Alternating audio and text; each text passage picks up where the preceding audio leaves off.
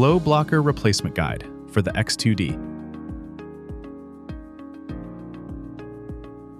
Always power off and disconnect power before maintenance.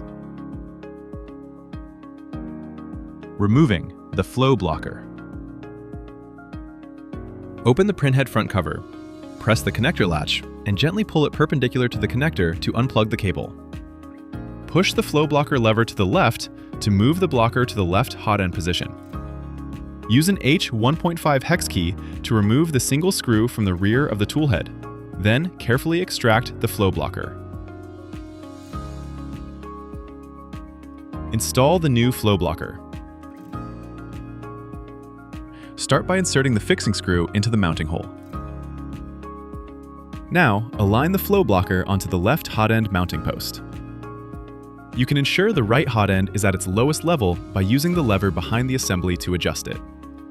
Carefully adjust the nozzle tip so it sits perfectly within the divot of the flow blocker.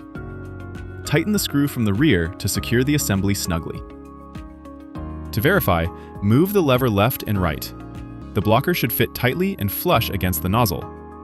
If it moves freely, your installation is a success.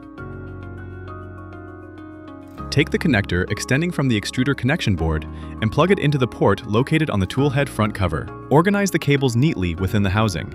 Then close the cover, adjust until the magnets snap into place.